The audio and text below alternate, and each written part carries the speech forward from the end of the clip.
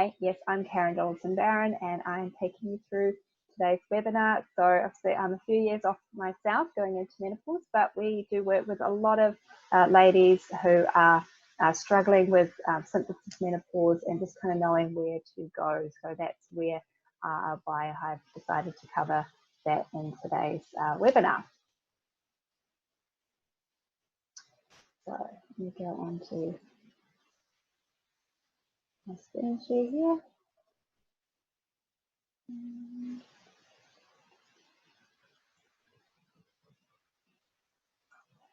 Right. So I'll get straight into launching the poll just so that we can get that information back. All right, let that load up.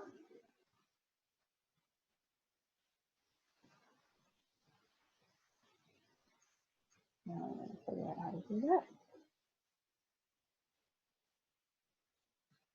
Sorry, technical difficulties here.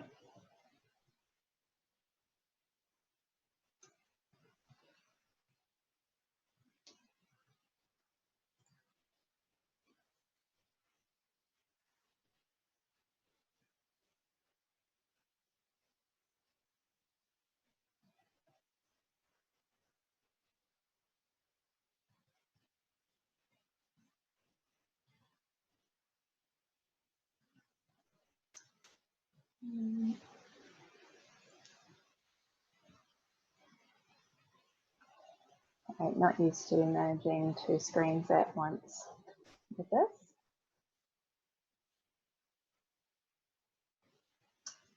All right, hopefully you guys got that poll. All right, get that running.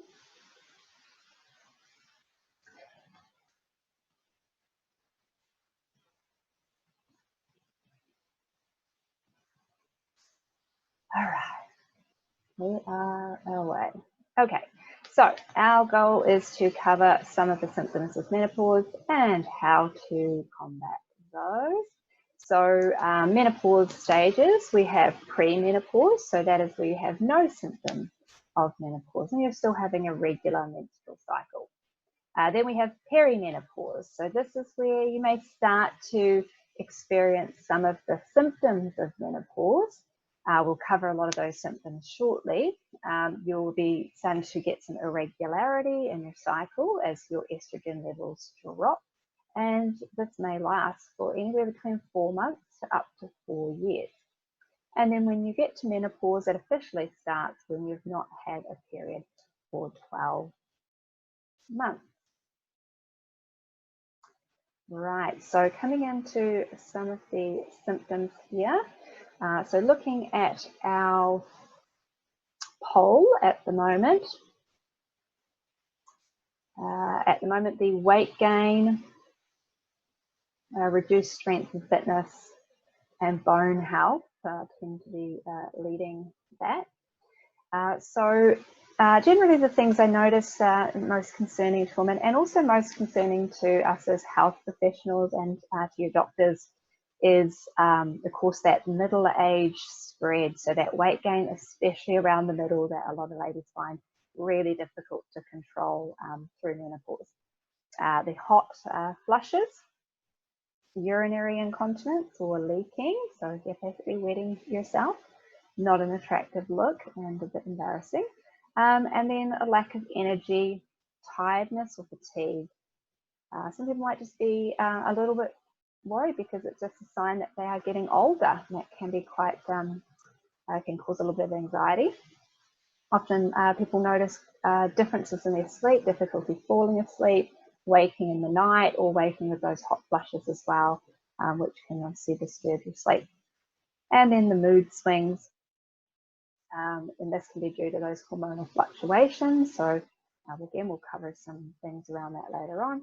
Sexual changes and discomfort, and this is often due to vaginal dryness, which can reduce pleasure and increase in pain during sexual intercourse as well. All right, great. So yeah, it looks like most people are looking at that bone health and strength and weight. So those are definitely a few things that we are really going to focus on today. So, so a big part of the menopause puzzle is really the estrogen.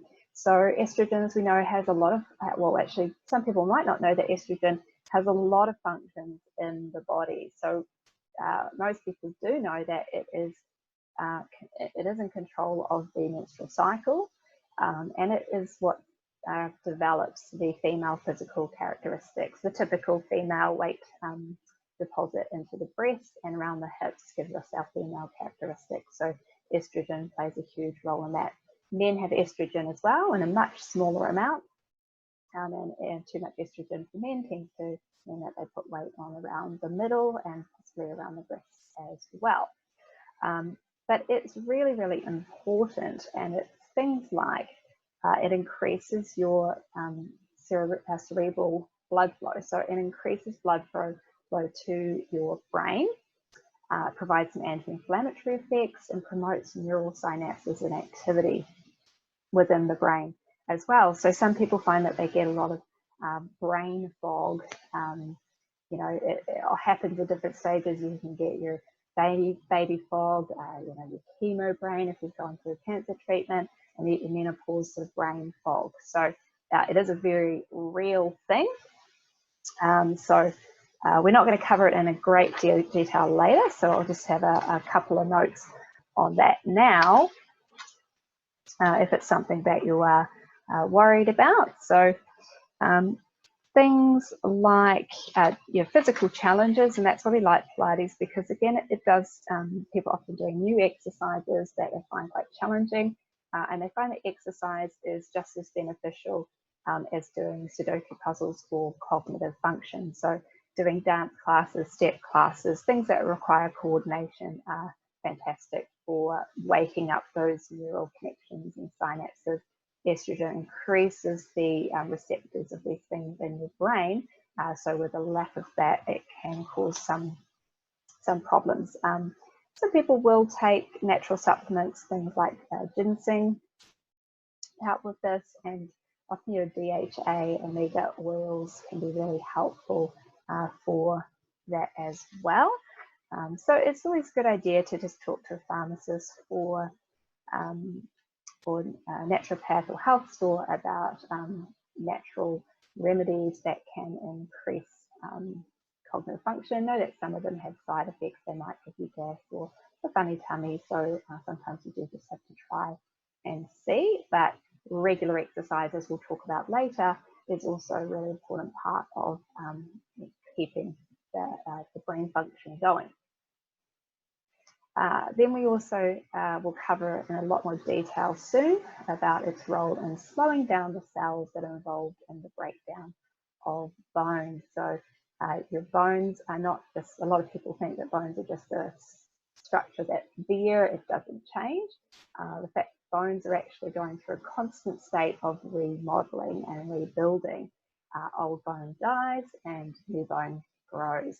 And the problem with the lack of estrogen is that it slows down, it normally slows down the osteoclasts, which destroy the bone, and so you're not getting this, so you're getting more of those osteoclasts breaking down bone and not being put the brakes on by the estrogen. Estrogen affects the serotonergic, dopamine, and a neurogenetic cholinergic system. A lot of chemical words, but basically all of these things affect your mood. The main thing that people normally are aware of is the serotonin. So serotonin is a chemical that is really involved in our feel-good factor. It also helps us to fall asleep as well. It's important in the production of melatonin. So things like going for a morning walk and getting morning daylight is really helpful for those levels and can help you to fall asleep at night as well. But again, some people might need some help with some supplements, things like St. John's wort and vitamin B6. And in some cases, again, if regular exercise and a healthy diet aren't quite cutting it, then some people might need to actually talk to the doctor about getting antidepressants or some counselling if they're really starting to be affected by regular blue moods or depression. And it's not something to just brush off as it's just my hormones. Take it very seriously if you are you're stringing together multiple days where you're really struggling to see the joy in every day. It has an important role in controlling cholesterol. Reduced levels of estrogen result in reduced levels of the HDLs, which are the good cholesterol. Again, we'll talk about this a little bit more detail soon. And then a big thing is that we notice in the clinic is that we get a lot more tendon and connective tissue injuries.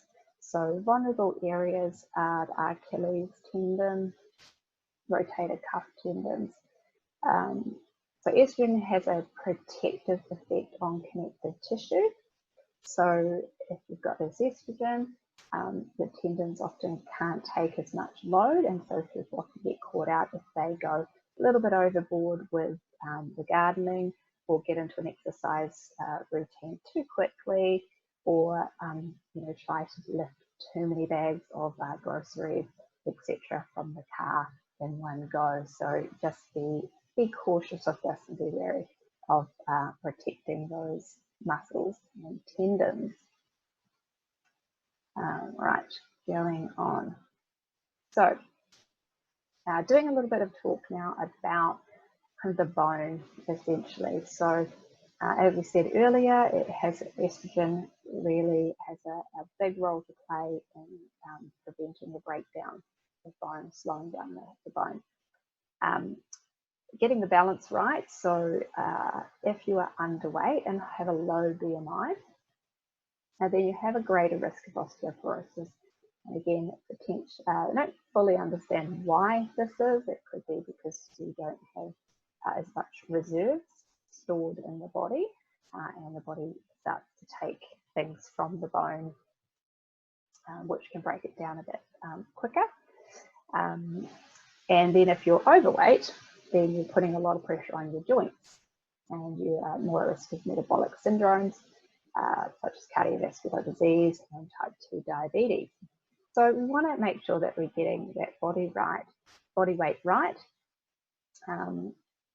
but understanding a little bit more about osteoporosis. So osteoporosis is, again, that weakening of the bone, that lower bone density. So you can see in the two vertebrae there, that's healthy bone. It's got a lot of density into it, and then in that low bone density, you get these big holes and gaps. And I liken it to if you had a piece of timber in a house that it gets attacked by borer.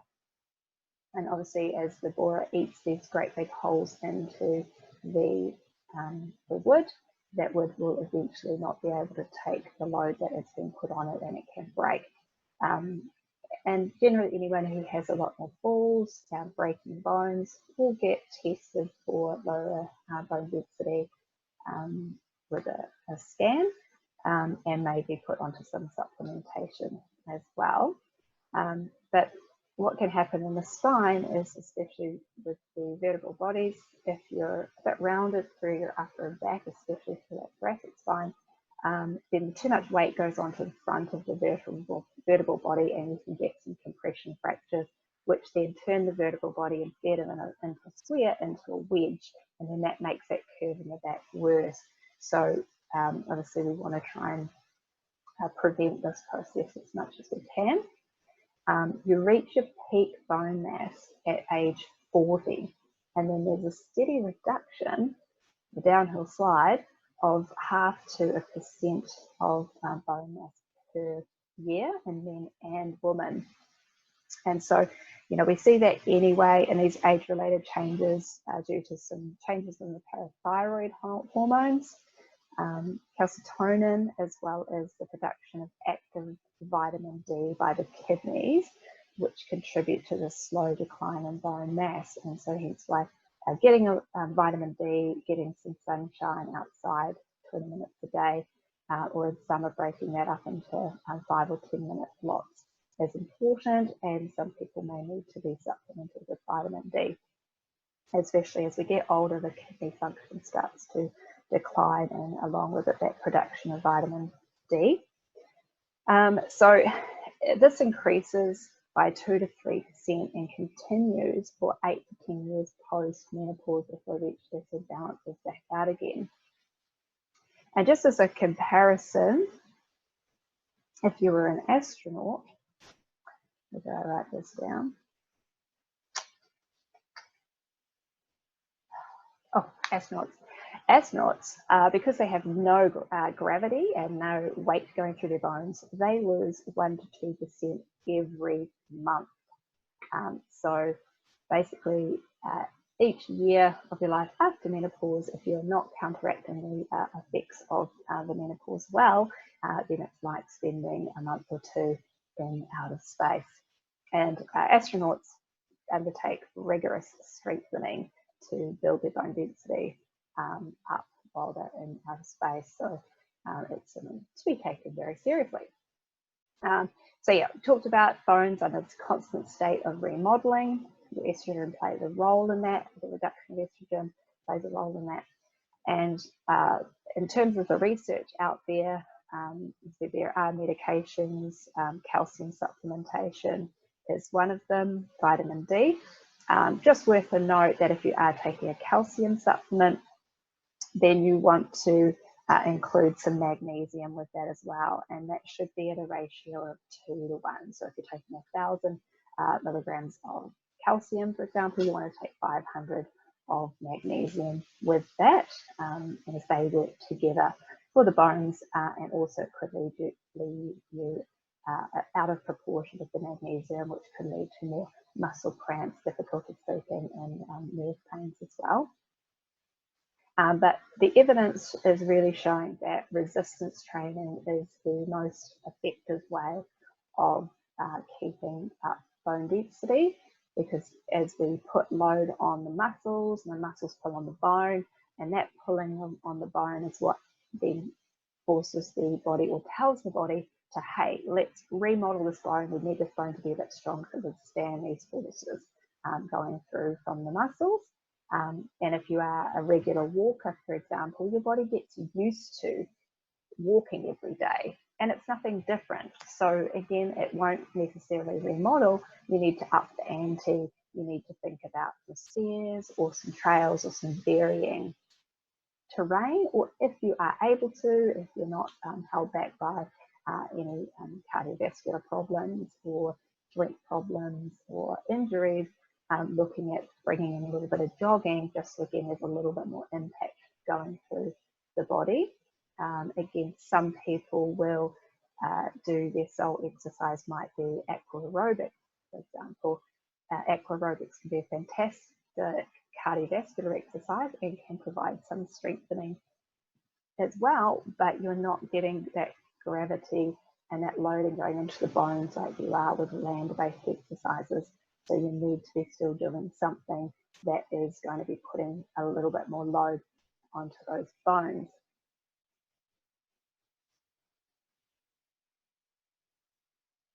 Right, going into everyone's main concern, the middle age spread. Okay, and obviously for cosmetic reasons, it's concerning, but it's also very concerning from a medical standpoint. Increased weight around the center, or the abdomen, and around the organs, the viscera, is a common age-related problem. But it doesn't mean that that's something that should just be given up as, oh, it's bound to happen, let it go. It's something that just needs a little bit more diligence and tackling. Predominantly, these increases in weight happen around the abdomen and viscera, and this is a huge risk factor for cardiovascular disease. And the adipose tissue, or fat, as it's more commonly known as, acts in itself like an endocrine organ, and endocrine organs are things like your pituitary gland and your spleen and your adrenals. They are organs that are involved in the production of hormones, and hormones are chemical messages that go around your body and tell it to make more of this and make more of that, and those sorts of things. So basically, the hormones travel in the bloodstream, and certain hormones go to certain areas because they have more receptors for those hormones, and it's basically like your body's Wi-Fi. But what happens is fat is, especially the abdominal fat, is part of the endocrine system. It can be involved in storage and release of energy. And that's why you don't want to lose weight too quickly, because it can throw off some of that hormonal balance. Or again, if you're underweight, you again lack that storage system. So you sort of have less in reserve. But likewise, players are a really important part in the regulation of glucose and cholesterol and the metabolism of sex hormones. But too much of that adipose tissue can affect these metabolic processes and cause the body to become resistant to insulin, leading to type 2 diabetes. And type 2 diabetes has got obviously a lot of other health implications further down the line. The reduced thyroid function and other hormonal changes may affect your appetite, your metabolism, and increase some of the fat disposition around the abdomen. So part of this metabolic syndrome is cut off, but metabolic syndrome, which I've said a few times, I thought was just worth covering in a little bit more detail. So metabolic syndrome is 5 disease risk factors that increase your risk of cardiovascular disease, heart attacks, and strokes. So the 5 risk factors here are the central or visceral abdominal obesity, and that is a waist circumference of over 35 inches for females, and I think it's 40 inches for men. A fasting blood glucose level of 100 milligrams or above, blood pressure of 130 over 85 or above, blood triglycerides, which is the fat in your blood, of 150 or above, and that HDL of 30. I think it's supposed to be of less than 50 milligrams for women. So the HDLs, as some people who may have had problems with cholesterol may know that cholesterol is basically a lipid molecule. It's required to make healthy cell membranes. It's the precursor to sex hormones, so that's what our testosterone and estrogen are actually made from. The HDLs, which are the good cholesterol, carry the cholesterol in the bloodstream for the cellular membranes here, and that can sort of reduce your chances of developing cardiovascular disease. But that low density, which means low density protein content, is bad, and that can cause the problems with the blood vessels like arteriosclerosis. So we want to make sure that we get that HDL level up. Now, the more you can do this naturally through exercise and a healthy diet, the better. The less you can rely on pharmacological assistance and drugs and medication, the better, because they do have other side effects that may cause other problems, which also may prevent you from exercising regularly as well. So we want to try to tackle these things early. And when your doctor sends you for a blood test, it makes it easier now that we've got online portals, but do get the results and see for yourself where you're actually sitting within these ranges, so that you can be proactive and manage your health as well. So moving on, exercise is the best medicine. It is the wonder drug, essentially. It helps to maintain a healthy body weight, obviously, helps to balance your moods and reduce stress, helps you to manage and maintain that bone density, and helps you to maintain your muscle mass and strength, helps to increase your confidence.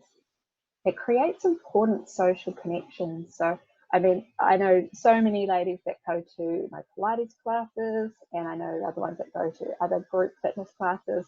You know, we'll often meet up for a coffee afterwards, and it's, you know, it's a really important part of your week. You might also think about changing some of the ways that you do things. So instead of meeting up for a girlfriend at the local cafe for coffee, meet up for a walk instead.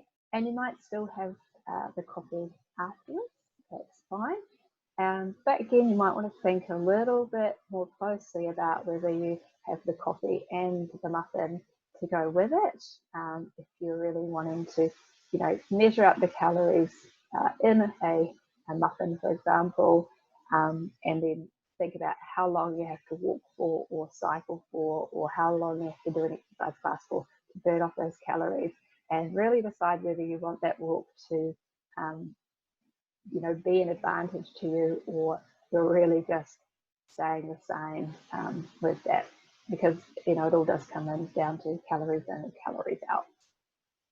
Helps improve your sleep. So certainly if you tire yourself out during the day, you are going to sleep better at night. And as I said, if you can get outdoors some morning sunshine, that can really help falling asleep at night as well.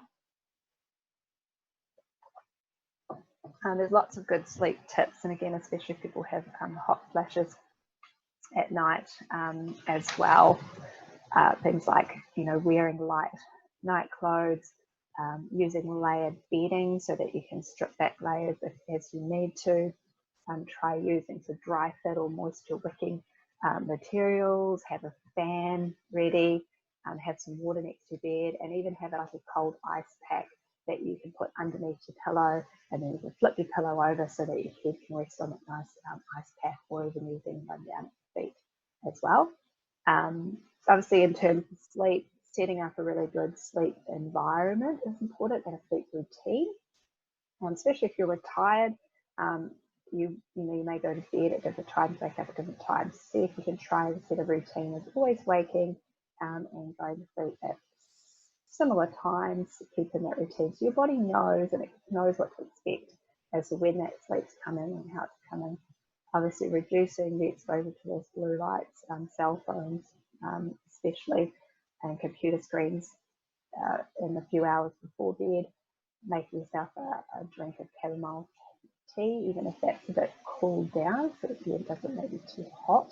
Reducing caffeinated beverages, especially after lunchtime. That includes tea and green tea, because they are caffeinated. So rooibos tea is a fantastic substitute for the afternoon, because it's decaffeinated. Likewise with peppermint teas and the chamomile teas as well.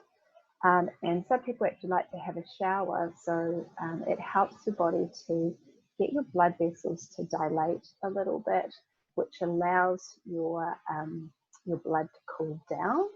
And because your body temperature actually has to drop for you to go to sleep at night.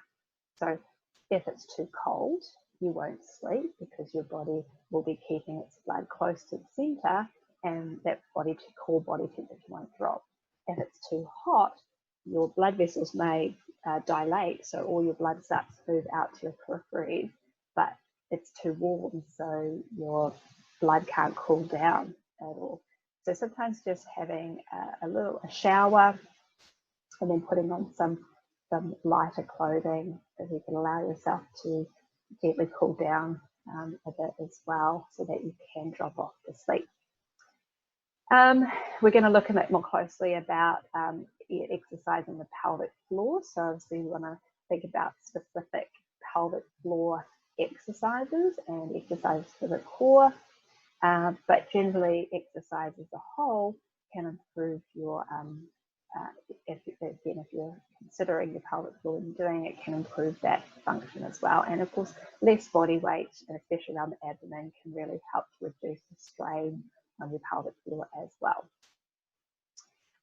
It's well known that exercise regularly helps reduce the risk of developing cancer. The general recommendation is for 2.5 hours at least, at a minimum, of moderate to high intensity, and that's where people often aren't quite getting enough, is that moderate to high intensity exercise. You have to get a sweat on, and you need to find something that you love and enjoy that you can keep doing to get that sweat on, to again help with reducing obviously all of those other risks, health risks we talked about earlier, but cancer also being a big one too. And this age group is where the cancers do start to show, so we want to really be mindful of that. And obviously we talked about reducing those metabolic diseases as well. So I've just tried to keep the golden rules of resistance training pretty generally easy, simple. It's always worth getting the advice of a professional, whether that's a personal trainer who is used to working with your population. So, you know, not necessarily working with sort of 20-year-old gym bunnies who can do everything you ask of them, because obviously we need to make sure that we progress things slowly.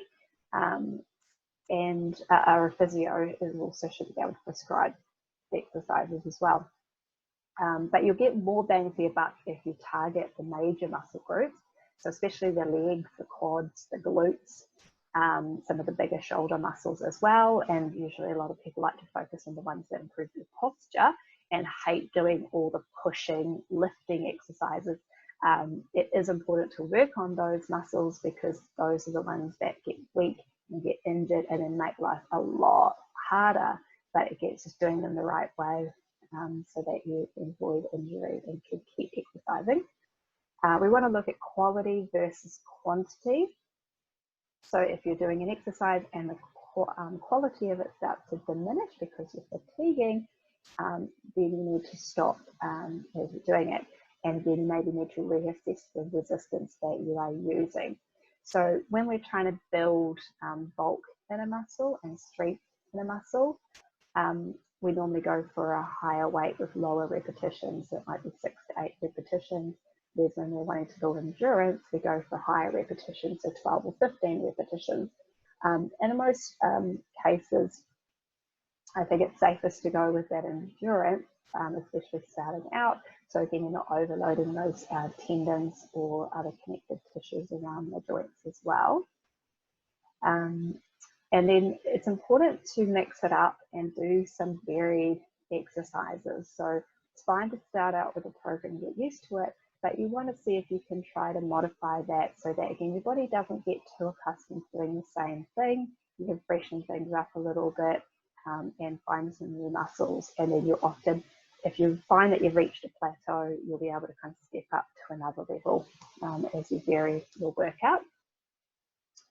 Again, start slow and progress appropriately. Again, having somebody to watch your technique and form will be really helpful, because, again, some people feel like they could go heavier with a weight, but it's because they may be compensating or cheating in the exercise. And as we get the technique right, they can find it's a lot more challenging than they have first thought. But again, build up, you want to have somewhere to go. So if you start slow, you want to know that you can progress over the week, and you don't end up having to stop the program and take a step back if you get an injury. So we've got the kind of recommendations, and 3 times a week we'll see you progressing. If you're only doing once a week, you're really just going to you know, be protecting yourself a little bit against injury, but not necessarily getting any stronger. And a lot of the research is showing that you really want to make those training programs progressive. So I've just looked through a few exercises, and I've actually filmed a little video clip of me running through some of these exercises so that you can see kind of how it looks in a home setting. And I will attach that to an email and send that out. It'll be a YouTube link. So you could also go onto our Facebook page, which is Peak Hibiscus, not Peak Blood Water, but Peak Hibiscus. If you go to our Facebook page, you will see links to the YouTube clip that I'll post of doing some of these exercises. But just to give you an idea of what a strengthening program may look like, and most strengthening programs should be around about an hour in length, and it should involve at least 10 minutes of warm up. And the warm up will be usually a cardiovascular type exercise. So it could be cycling on a treadmill, it could be marching on the spot if you don't have treadmill, it could be 10 minutes walking outside, it could be dancing up and down on a Swiss ball. So 10 minutes just to start getting the heart rate, get the body warmed up, get the tissues into a state where they are warm, means that again there's a chance of injury. So the first one I've got there is the tricep kickback. So tricep kickbacks are a favourite for many people because that just helps to prevent the bingo wing and gets you feeling more comfortable in those sleeveless tops. So tricep kickbacks are a great one. We've got a bent over row. So that's really important for the muscles behind the shoulder blade. So a great one for posture. Then we've got some standing hip extensions, which could be done without a band to start with, and then progressing to adding a resistance band or an ankle weight as you get stronger. And then this is to target some of the buttock and glute muscles. Then we've just got a standing squat. You can do squats against a wall or a Swiss ball, and especially if you've got any knee problems, then just doing a wall squat to 45 degrees at the hip is fine for even if you've got some arthritis in your knees, for example. And as you're in those squats, it's a really good time to practice your pelvic floor activation as well. Then we've got some calf raises. So these are important because Achilles are a vulnerable area with getting tendinopathies in. So they're also important for your balance and your ankle control. So calf raises on a double leg or a single leg if you're strong enough for that. And then we've got some front raises. And this is really just to focus on that ability to lift a weight with good form and good technique, engaging the core. Again, if you have experiencing any shoulder pain when you do these, then you need to stop. And I would advise seeing a physio or again reducing the weight and building up from there. Even if you have to start with no weight or a can of baked beans, that's fine. Pelvic bridges, glute bridges, so again strengthening up the hamstrings, glutes and back muscles. And if you're finding these easy, then you can progress onto a single-legged bridge. Then we've got a kind of modified chest press. And this is working on the front of the shoulder muscles and the pec muscles. And in the video I showed doing this with a single weight and one hand, doing it one arm at a time. If you're limited in how many weights that you have. So in the video I have two kg weights, and I combine those sometimes to make a 4 kg weight. So it just means you don't have to necessarily go out there and buy like a full set of hand weights. You can get away with having some 2 kg weights to start with, and then if you're really getting into it and you're progressing, then you can go up by 3 kg weight, 4 kg weight. And you can get those from Kmart, probably Rebel Sport or Elite Fitness or the warehouse has them as well, or we can order them in for you as well. And then we've got some lower ab exercises, and lower ab exercises is like how long's the piece of string, where's the beginning and where's the end. So again, this is something that's quite unique for everybody as to where they start with their abdominal exercises, how strong they are to begin with, and then obviously trying to progress through the levels. So I just got a toe tap on there, but some people might be having to start before that or actually much more advanced. And then we've got a table pullover, which I run through in the video, but without the Swiss ball under the legs, just with the knees bent.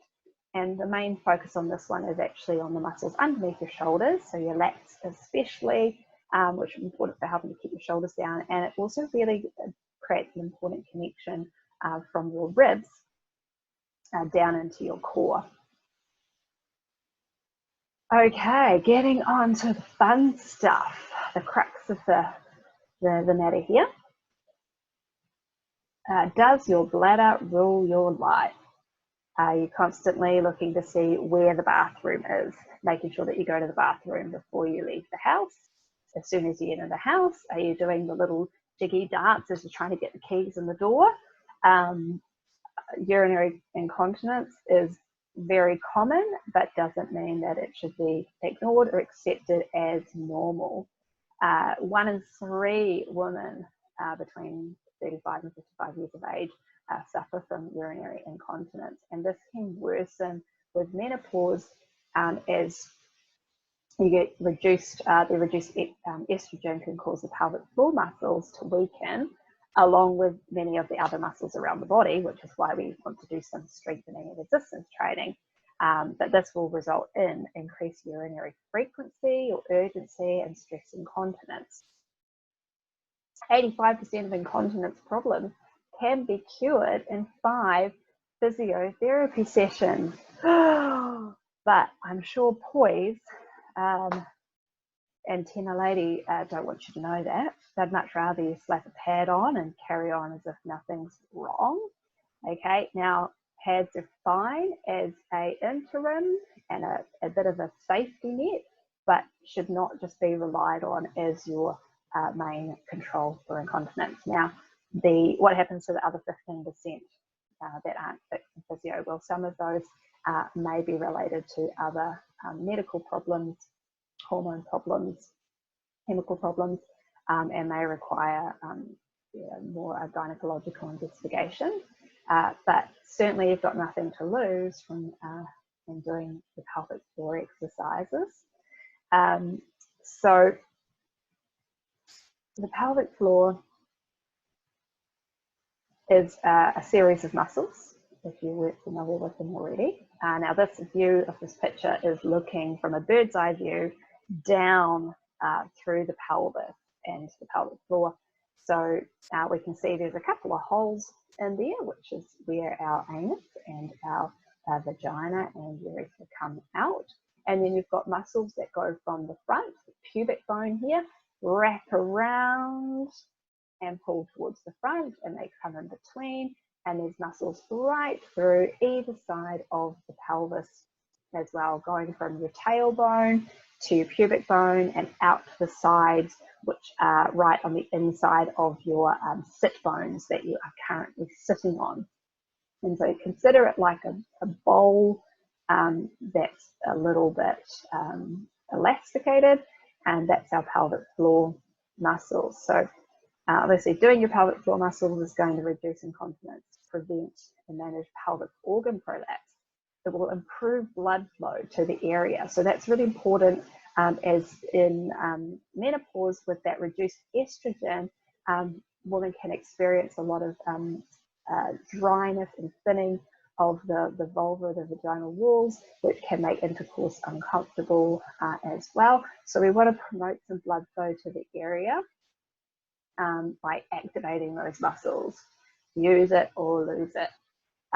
It can improve sexual function and pleasure, so that might result in more orgasms, but again also just less painful intercourse, and is important as well. It can reduce back and hip pain, so a lot of that can be related to incorrect activation or weakness through the pelvic floor muscles, causing other muscles like deeper muscles into your hips and glutes to tighten up to try to provide some stability to the area. Or again, it may affect your activation of your abdominal or your deep back spinal muscles as well, again causing that to give you some back pain. And obviously we want to just maintain good muscle tone through the pelvic floor area. Going back, and how to go back. Okay, so we're just going to go through a little bit on doing your pelvic floor exercises. Okay, the main thing, and you might have seen it, I don't know if anyone saw, I did post a little clip on Facebook today of what not to do. The common mistakes I see people doing is if you squeeze your pelvic floor, that you rise and fall in your chair because you're squeezing your buttock muscles too much. Now, your bum muscles, the glutes and your inner thigh muscles and the pelvic floor muscles, they are BFFs. They do help each other. There's no doubt about it. If you're busting to go to the toilet, if you cross your legs and you squeeze your inner thigh, you are going to be able to hold on a little bit longer. But it is not a pelvic floor contraction. So when we are contracting our pelvic floor muscles, so the aim of strengthening them, we don't want to be just clenching the butt. Sorry, little interruption here. What are you after this? I can't help you with that. You have to go and do something else. I can't do it. What? The 21. We don't have to do that right now, okay? You can play that or you cannot play it, okay? But I'm in the middle of something. Okay? Sorry, you need to come back later. Sorry. Hubby's gone off to be a labourer for the day, so on my own with the kids.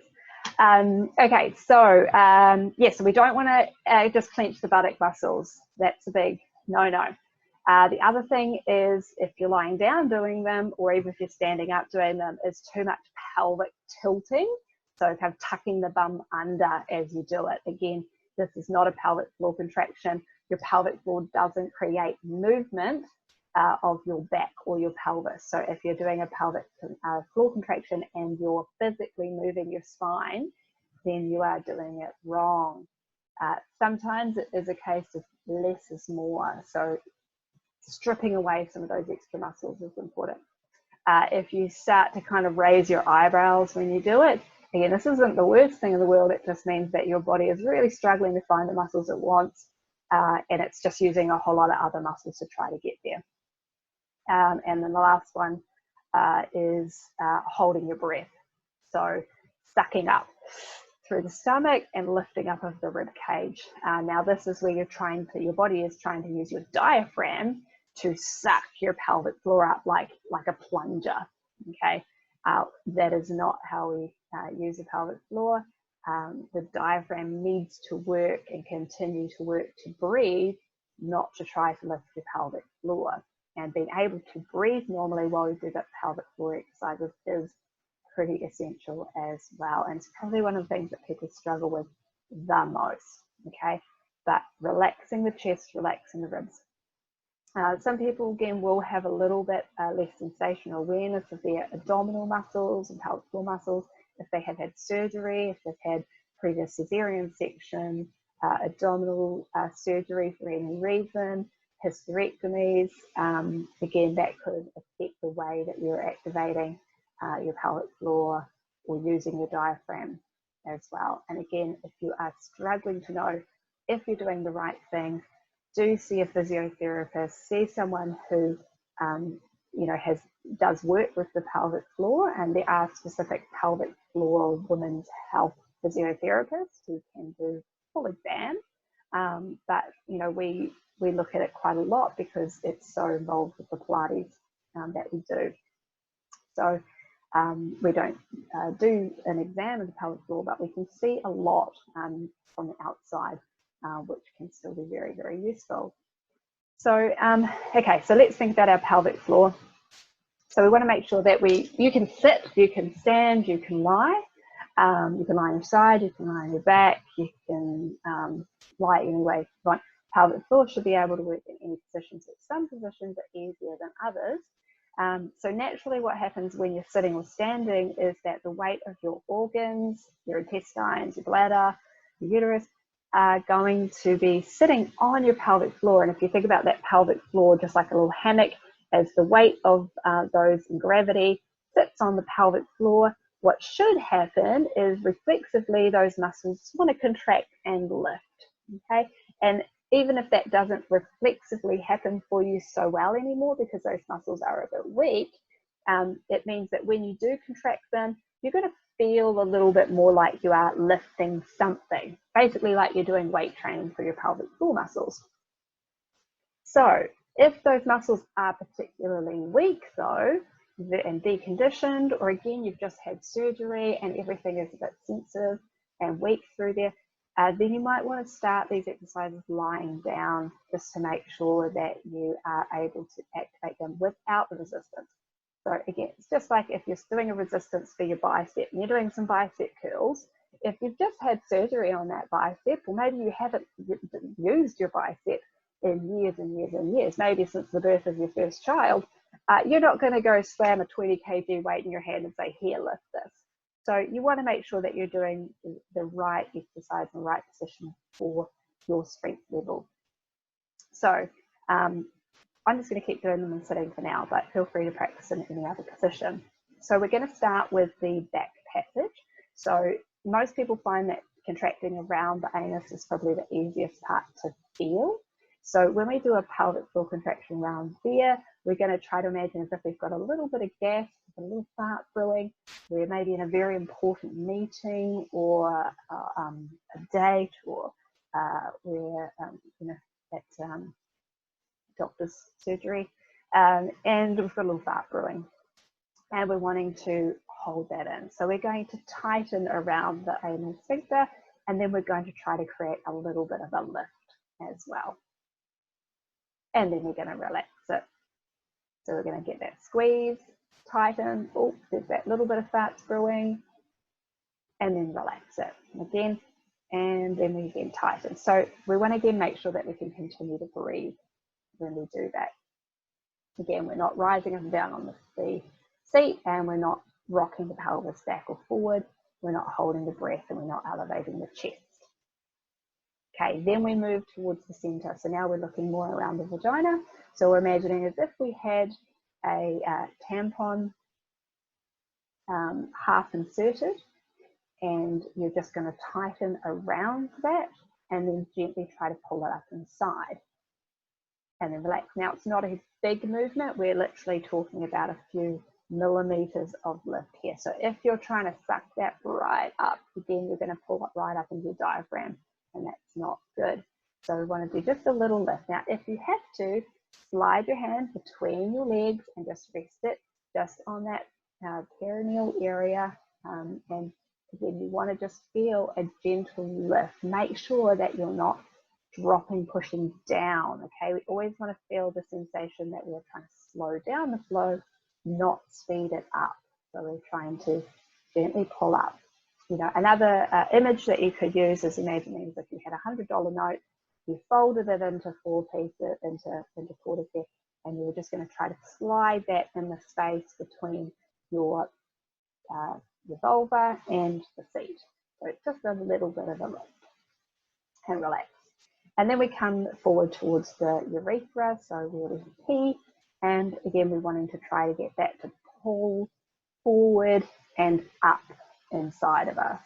So forward and up, and as you do that, you might start to be a little bit more aware of a little bit of tightening in the tummy or that lower part of the stomach as you do that. And if you feel that, that's fantastic, because the same nerve that activates your pelvic floor activates your deep abdominals, which is why we get the lower abdominals switching on when we do our pelvic floor exercises. It's like, you know, 2 for the price of 1. It's great. It doesn't work the same way if you activate your abs. You don't get your pelvic floor. You have to do the pelvic floor to get your abs. Okay, so pelvic floor is the go-to with that. So you work through all 3 areas. Now, certain postures can mean that certain parts of those pelvic floor muscles may become a little bit stronger or weaker. So the typical, we call the mum bum.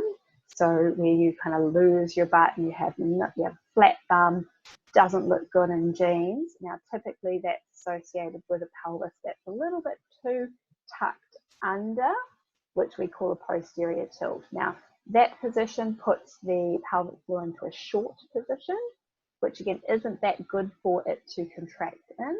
And it also puts the majority of your weight of your organ straight down into the pelvic floor, and you have a greater risk of developing a prolapse in those postures as well. So sometimes in standing, just thinking a little bit about slightly leaning forward onto the front of your foot as if you're a Olympic ski jumper. soaring through the air. So a little bit of a lean forward, and you want to try to imagine that that just gently pulls your tailbone up from between your buttocks. Just lifts your tailbone a little bit, and then try to do your pelvic floor exercises again from there, and hopefully you'll feel that contraction a little bit more towards the front than the back. So building up your buttock muscles, building up the stretch around your hip muscles, that will all help to support the pelvis in the correct position and alignment, and again, help to keep the organs up inside of you. Now, how often should you do? How many should you do? What we want to try and do is a 10-second hold. And again, I would try and do a 10-second hold, focusing on all three of those areas, the back, the middle, the front. 10-second hold, continuing to breathe. And then you want to do 10 quick flicks. So 10 quick flicks as if you're, you've got that fart. Oh, no, stop it. Oh, no, it's gone. Oh, no, stop. Oh, it's gone. 10 quick flicks. If you're sitting in a car at the traffic lights, you've got your indicator on, see if you can keep it in time with your indicator. If you do 10 contractions in 10 seconds, you're doing a fantastic job. Keep it up.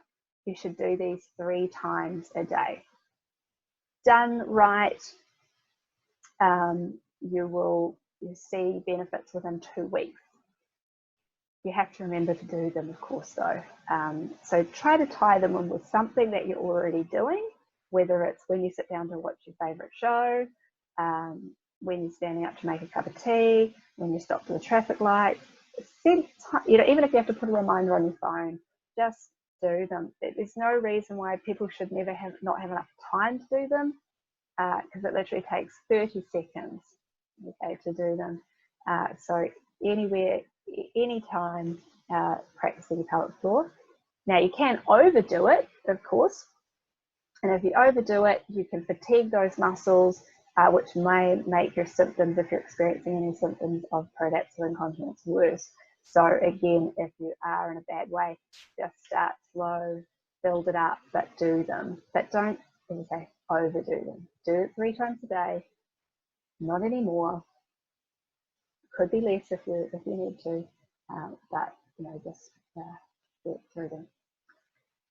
Okay, so coming into a little bit of that self-care, we're almost at the end. I know we've gone a little bit over with my technical difficulties to start with, but spare a thought for yourself.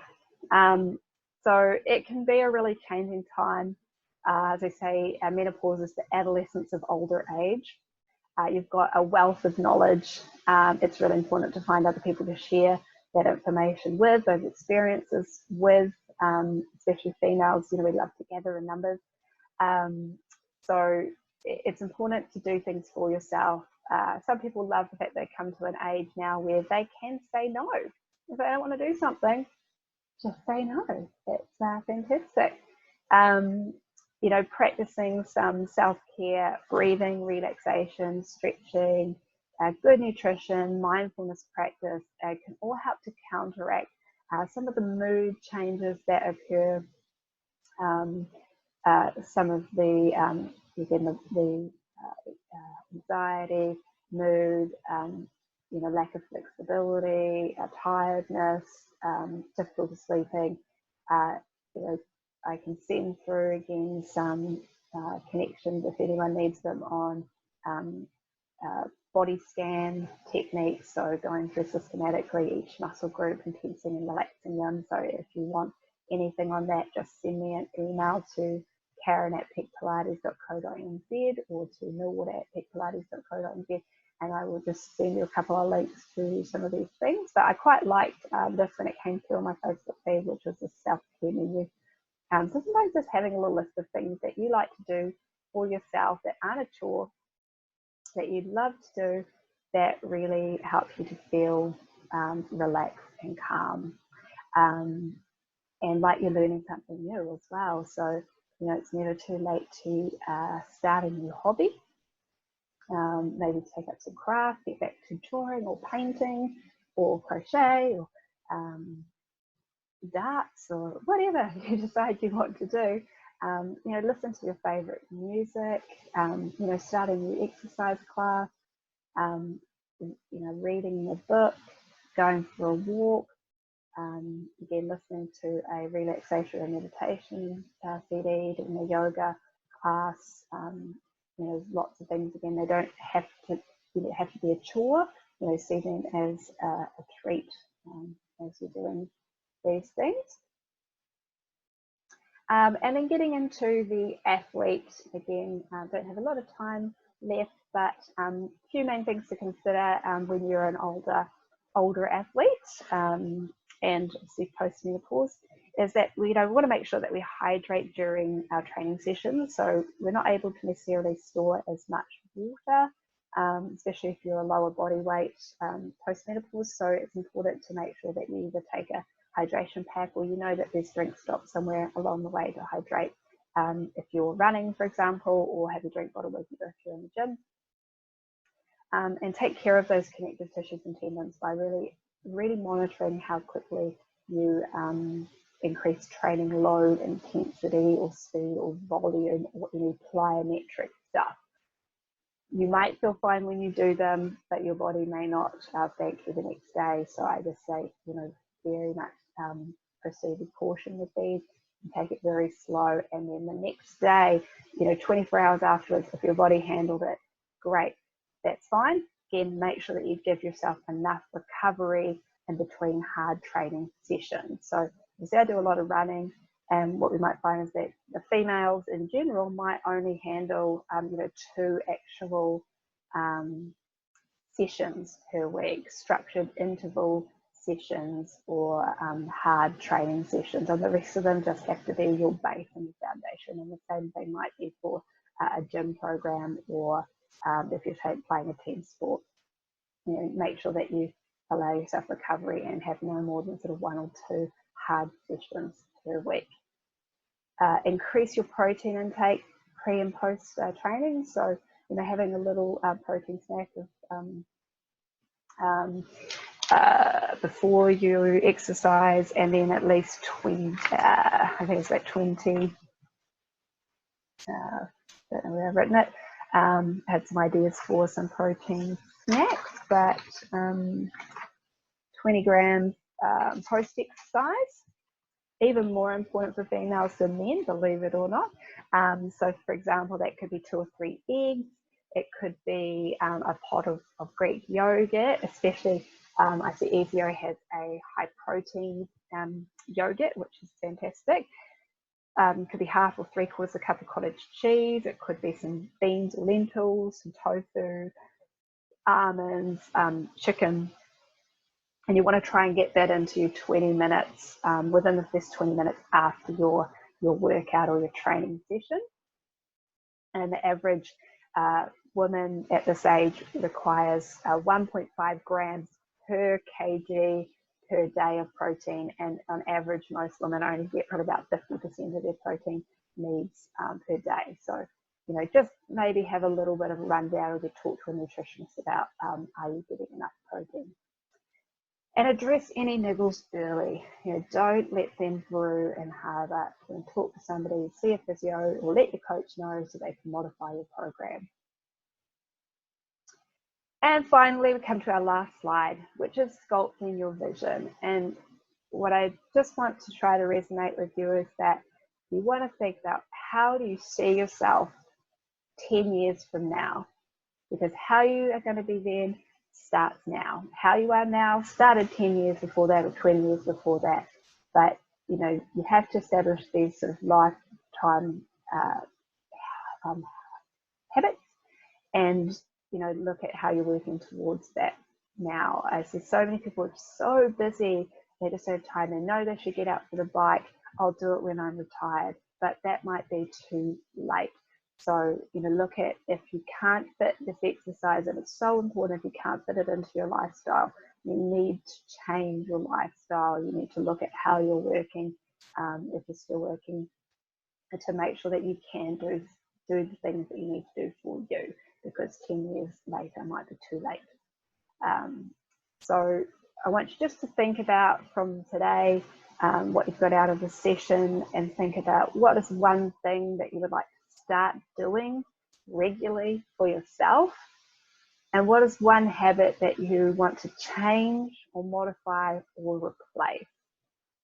And just thinking about that, and I forgot to mention earlier about bone density, is diet obviously is really important. Things like anything that increases the acidity level in your body, things like tomatoes and caffeine and tea and alcohol, all of these things can have an effect on that bone density, because your body will try and strip calcium from your bones to balance out that acidity.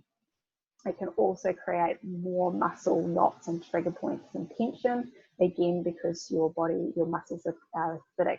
And again, the body has to leach that calcium from your bones to try and keep the balance, the pH level balance in your body. So, just looking at cutting down on those sorts of things, you don't have to cut them out completely, but just look at how you can maybe reduce some of the intake of anything that's sort of acid human in your body, and look at maybe replacing that one thing with something that could be alkalizing. So some, lemon and water, for example, or cayenne is supposed to be quite alkalizing as well. Or download and look up, what are alkalizing foods and what are acidic foods, and see if you can maybe switch, one meal out a day, for example. So there's lots of ideas I hope that we've covered today that might get you thinking about, what is even one thing that you can do.